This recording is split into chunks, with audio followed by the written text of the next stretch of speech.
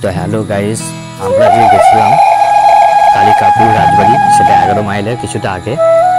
তোমাদেরকে আমি লোকেশন দিয়ে দেবো, তোমরা গেলে যেতে পারো। খুবই সুন্দর জায়গা, মনোরম পরিবেশ, ঠান্ডা পরিবেশ, আর সাথে কোনো মানে শহর এলাকা থেকে একটু বাইরের দিকে, তো সেই জন্য খুব ভালো লাগবে। আর গ্রাম পরিবেশ, কোনো দোকান নেই, কিচ্ছু নেই, খুবই গ্রাম পরিবেশ, খুবই ভালো লাগবে।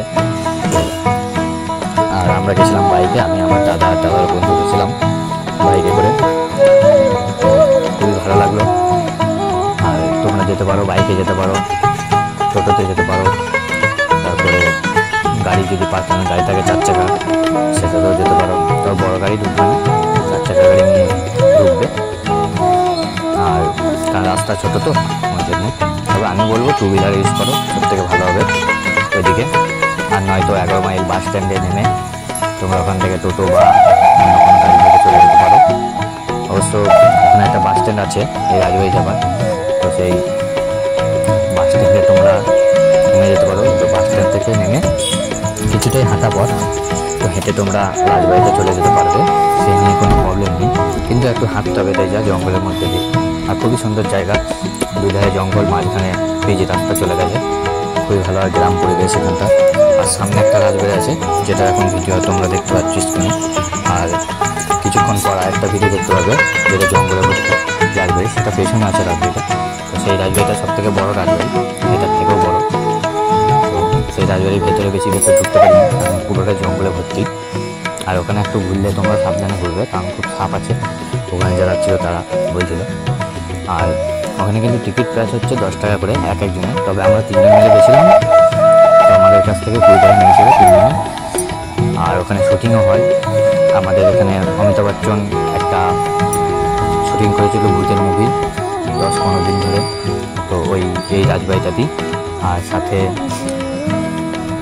আজকে আমরা যখন গেছিলাম, প্রি ওয়েডিং শ্যুট হচ্ছিল, বিয়ের আগে যে শ্যুটটা করা হয়, তো সেই শ্যুটটা করতে এসেছিলো 3টে 4 চাকা গাড়ি করে এসেছিলো প্রি ওয়েডিং শ্যুট করতে। তো তখন আমাদেরকে বলা হলো কি যে তোমরা যাও, কিন্তু ওদের যেন ডিস্টার্ব না হয়, তোমরা একটু তাড়াতাড়ি বেরিয়ে আসবে, কারণ আমরা প্রি ওয়েডিং শ্যুট করবো। তো আমরা বেরিয়ে আসার পর ওরা প্রি ওয়েডিং শ্যুট করলো। আমরা 10 মিনিটের ধরে বেরিয়ে চলে এসেছিলাম থেকে রাজবাড়িটা।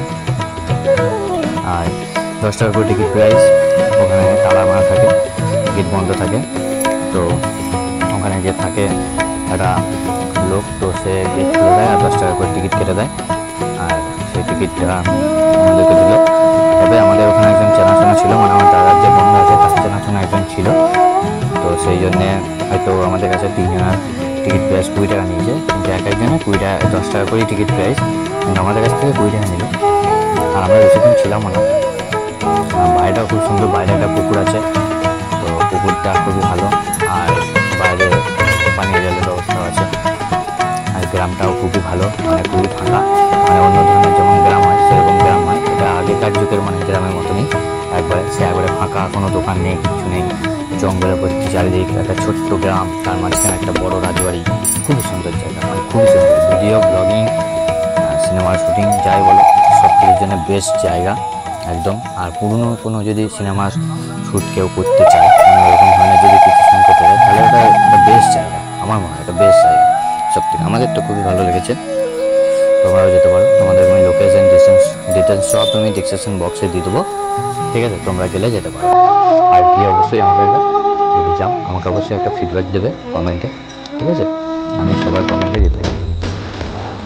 নেক্সট কোথায় তোমাদের ভিডিও দেখতে চাও সেটা জানারও, তুমি পারলে এখানকার ভিডিও তোমাদের সাথে আপলোড করে দেখাবো। ওকে, লাইক, কমেন্ট, শেয়ার, সাবস্ক্রাইব করবেন। আর নেক্সট ব্লগ দুর্গা পুজো কল্যাণ ভিডিও আসছে।